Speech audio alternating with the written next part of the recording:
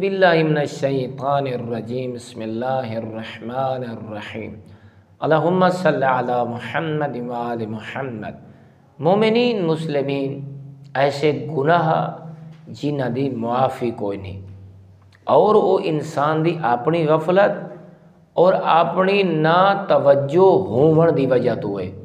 ایک خاص شاگرد دو آئمہ خدا علیہ السلام دا، مثلا امام علی نقی علیہ السلام دا شاگرد، امام حسن عسکری علیہ السلام دا خاص شاگرد، ابو ہاشم جعفری بڑا سعادت مند شخص ہے، دو آئمہ کولوں کسب فیض حاصل کیتا۔ یہ کیا دے میں امام دے درسی جو ہے نا، امام حسن عسکری علیہ السلام دیکھ دی میں درسی گیا، امام علیہ السلام بیان کر رہے ہیں ایسے گناہ جڑے ناقابل معافی ہیں۔ انہوں نے جو مولا فرمایا لت یعنی لا اواخذو الا بہذا، جلے انسان ایسی دعا منگتا ہے کہ این گناہ کو علاوہ، این میری کوتاہی کو علاوہ اللہ میں کو کہیں بائے گناہ ہے جنہ پکڑے ان دی سزا نہ دے وے۔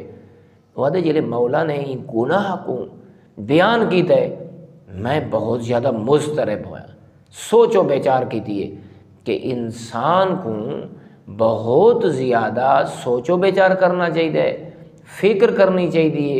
اساں جنہ گناہ کو معمولی گناہ سمجھتے ہیں، آئمہ خدا علیہ السلام دی بارگاہ بھی ایسے گناہ ہیں جڑے ناقابل معافی ہیں۔ وعدے میں سوچو بیچار کر رہا ہوں تو امام علیہ السلام میری طرح متوجہ ہوئے، میں کو بہت زیادہ تعجب ہوئے۔ امام علیہ السلام نے فرمایا ابو ہاشم، یہ جڑی تو غور و فکر کر رہی ہیں، تدبر کر رہی ہیں، یہ تیری فکر اور سوچ بڑی درست ہے، میں امام تیرے تے بڑا خوش ہاں۔ کیوں؟ دیکھ کے فرمائے نے انسان دے وچ شرک اس طرح سرایت کریں دے جیویں رات دی تاریکی یا سیاہ کاغذ دے اوتے چیونٹی چل رہی ہوندی ہے۔